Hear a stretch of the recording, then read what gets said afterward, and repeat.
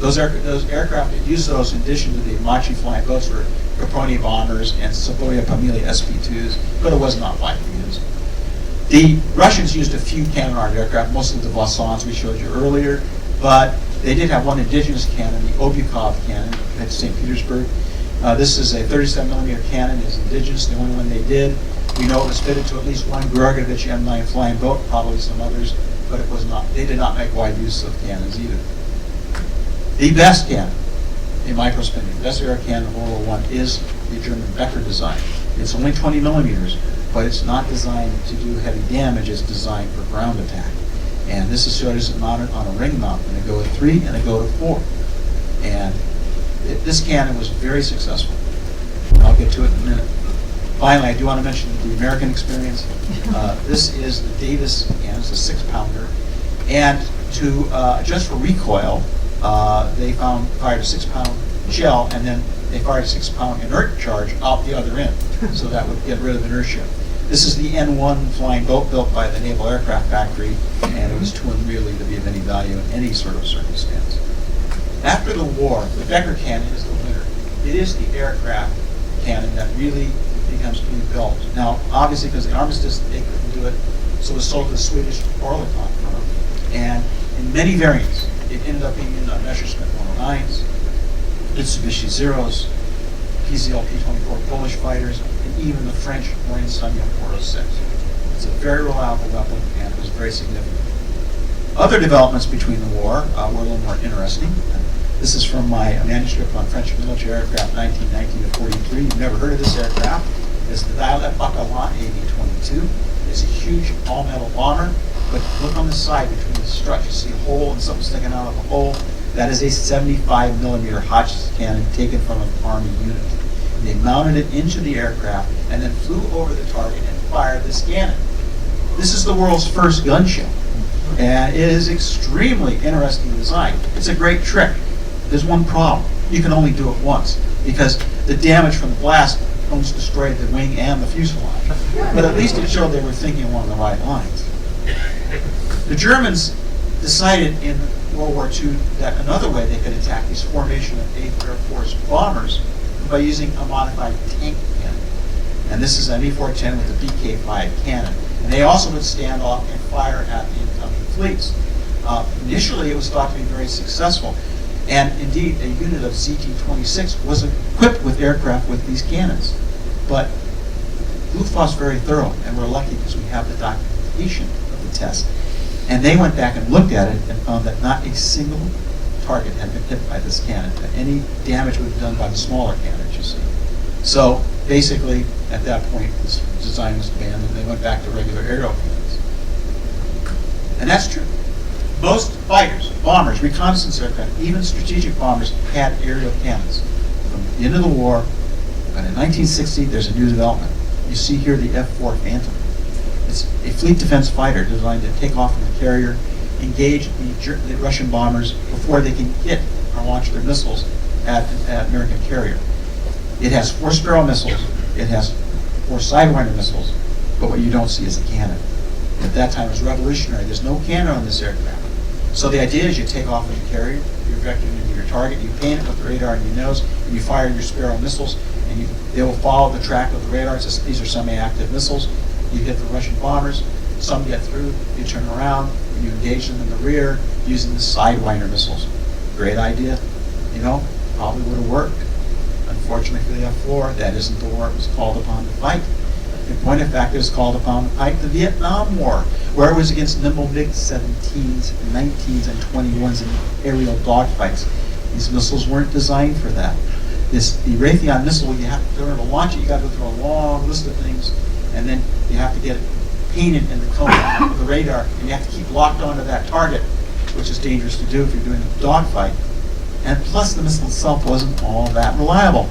Built by the Raytheon firm in California, this missile was supposed to have a 70% hit rate. It actually ended up having a 7% hit rate. Oftentimes when it fired, it would go ballistic or the engine wouldn't fire. Now you would have expected more from the Sidewinders. I mean, they're in close combat, right? Yeah, but they aren't designed for 3G maneuvering. They're designed to bring down slow fighters. So in 3G combat, the sensor would lock to the side. So when they launched them, they'd go ballistic. With a lot of work, they got those missiles to get a 10% accuracy. The Air Force bought F-4s, and the first thing they did was modify the design. And you see underneath the nose, that's a Vulcan cannon. The best American dogfighter of Vietnam War was a Chancellor Crusader, a cannon-armed aircraft. So I think if we look at it, the development in World War I of aero cannons of great significance. You have the Boisson himself coming up with the design, the French Air Force getting behind it. Yeah, they're unwieldy, but they show the way of the future. The next major development is the SPAD-12, single-engine cannon-armed fighter. And third is that Becker cannon, which showed the way of the importance of a semi-automatic, or in this case, automatic aircraft cannon. And I checked, and all the fifth-generation fighters that are currently in development will have an aerial cannon, which means that a weapon developed 100 years ago by the French is still in use today, and is likely to be in use up until the end of the century. Stealth. Yeah, I'm going to go here. Stealth means different things. You know, nowadays it means radar, but in World War I it meant you want an airplane you couldn't see and an airplane you couldn't hear. Now, this is important. This is a Boisson 5, and you can see it's an Italian version. And stealth for them was to paint it black and fly it at night. That's about the best you could do. They also fitted some of these aircraft with mufflers. Now you can say, well, what's the big deal? Well, think of that beautiful map we saw. There's significant portions of France occupied by Germany, and significant portions of Italy occupied by Austria-Hungary, so you want to fly spies in. So these aircraft, with stealth mode, were used to fly in spies and land them behind enemy lines. That wasn't good enough for the Germans. They wanted something. The Germans were always proactive. And so they decided they're going to make a really invisible aircraft. These are two Fokker E3s, one a standard one, and the other has salon. This is a clear covering over the aircraft, except for the engine and landing gear. And in certain conditions, like dusk, or if it's cloudy outside, this works great. I mean, it's really hard to see the aircraft. Now, salon has some problems. It tends to be, wrinkle in flight, which means you have to keep trimming it. It's a little difficult to repair, it could be damaged, although it's fairly resilient. But here's the big problem. Do you see the problem with salon here? Well, look at the bottom, you can see the structure's pretty good. You see at the top, you see a bunch of glare. If the sun's out, that aircraft becomes a beacon. And we have anti-camouflage. So for that reason, salon was not pursued much further, although the Germans did, for sake of completeness, fit a Rumpler C1 for use as a night bomber. I don't know why, but they did, and it was not pursued much beyond this one example. Visual camouflage from then on really is dependent upon, painting the aircraft. But I have to mention Project Yehudi. This is a 1943 Navy idea.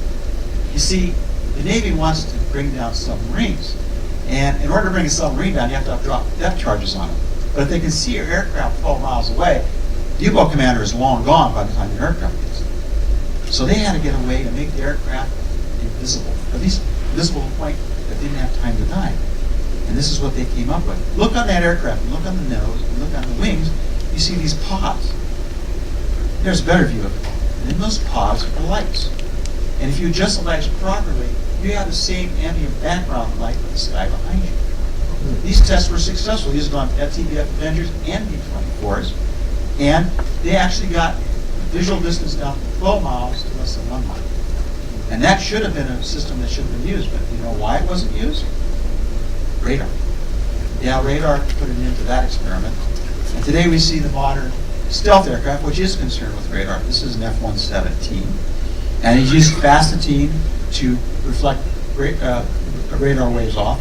In fact, it's so successful that Riyadh Air Force, when they were stationed in Saudi Arabia, they had a problem with bats flying into the aircraft. They also fitted the aircraft with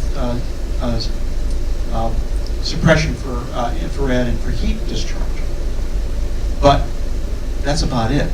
So how to make an airplane invisible that's a stealth aircraft? You paint it black and you fly it at night, just like the Boisson in 1915.